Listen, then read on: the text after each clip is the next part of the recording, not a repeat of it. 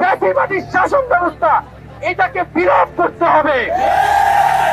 নয়া রাজনৈতিক বন্দোবস্তের আশা জাগিয়ে আত্মপ্রকাশ ঘটতে যাচ্ছে ছাত্র জনতার নতুন রাজনৈতিক দলের। আগামীকাল শুক্রবার রাজধানীর মানিক মিয়া এভিনিউয়ে জাতীয় সংসদের সামনে বড় জমায়েতের মাধ্যমে বহুল কাঙ্ক্ষিত এই রাজনৈতিক শক্তির আত্মপ্রকাশ ঘটবে। দল গঠনকে সামনে রেখে ব্যস্ত সময় পার করছেন জাতীয় নাগরিক কমিটি ও বৈষম্য বিরোধী ছাত্র আন্দোলনের নেতারা।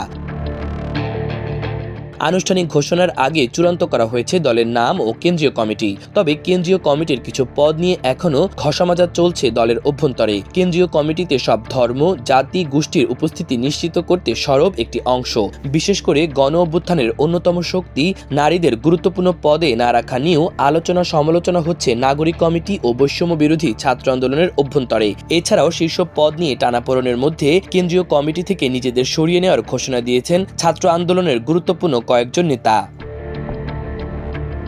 নতুন রাজনৈতিক দলের নাম হতে যাচ্ছে বাংলাদেশ গণতান্ত্রিক নাগরিক শক্তি। কেন্দ্রীয় কমিটির সদস্য সংখ্যা হবে 151। এছাড়া কোর কমিটি হতে পারে 24 জনের। জাতীয় নাগরিক কমিটির এক শীর্ষ নেতা নাম প্রকাশ না করা শর্তে বলেন, আমাদের দলের নাম কেন্দ্রীয় কমিটি চূড়ান্ত।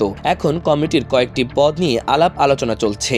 আশা করি আনুষ্ঠানিক ঘোষণার আগে সব শ্রেণী পেশার মানুষের উপস্থিতি নিশ্চিত করে একটি এক্সক্লুসিভ রাজনৈতিক শক্তির আত্মপ্রকাশ ঘটবে, যেখানে বিভিন্ন ধর্ম, বর্ণ, জাতিগোষ্ঠীর অংশগ্রহণ থাকবে। উল্লেখযোগ্য সংখ্যায় নারী নেতৃত্ব থাকবে আমাদের কমিটিতে। জানা গেছে, নতুন দলের আহ্বায়ক হিসেবে দায়িত্ব নিয়েছেন সরকারের উপদেষ্টা পরিষদ থেকে পদত্যাগ করা নাহিদ ইসলাম। সদস্য সচিব পদের দায়িত্ব পাচ্ছেন নাগরিক কমিটির সদস্য সচিব আক্তার হোসেন। মুখ্য সংগঠক পদে নাগরিক কমিটির মুখ্য সংগঠক সার্জিস আলম এবং মুখপাত্রের দায়িত্ব পাচ্ছেন বৈষম্য বিরোধী ছাত্র আন্দোলনের আহ্বায়ক হাসনাত আব্দুল্লাহ। এছাড়া নাগরিক কমিটির আহ্বায়ক নাসিরউদ্দিন পাটোয়ারি ও মুখপাত্র সামান্তা শারমিন নতুন দলের যুগ্ম আহ্বায়ক ও যুগ্ম সদস্য সচিবের দায়িত্ব পাচ্ছেন। গণতান্ত্রিক নাগরিক শক্তির গুরুত্বপূর্ণ পদে আরও থাকতে পারেন ডক্টর তাসনিম জারা, আব্দুল হান্নান মাসুদ, আরিফুল ইসলাম আদিব, আব্দুল্লাহ আল আমিন, আবু সাইদ লিওন, অনিক রায়, অলিক মৃ, মাহবুব আলম, সরওয়ার তুষার প্রমুখ।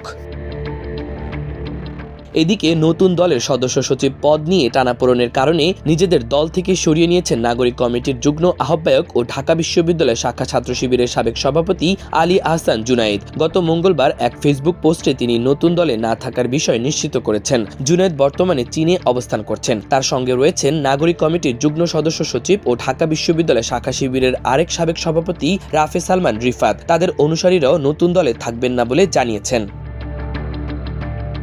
অন্যদিকে নতুন দলে উল্লেখযোগ্য সংখ্যায় নারী নেতৃত্ব না থাকায় সরব হয়েছেন অনেকে। সামাজিক যোগাযোগ মাধ্যমে তারা কেন্দ্রীয় নেতৃত্ব বাছাইয়ের সমালোচনা করছেন। যদিও নতুন রাজনৈতিক শক্তির নেতারা বলছেন, সবার অংশগ্রহণেই নতুন রাজনৈতিক শক্তির আত্মপ্রকাশ ঘটবে। এখানে কাউকে বাদ দেওয়া হচ্ছে না। উল্লেখযোগ্য সংখ্যায় নারী নেতৃত্ব থাকবে কেন্দ্রীয় কমিটিতে। মাহবুবুর রহমান ইমন, আমার দেশ।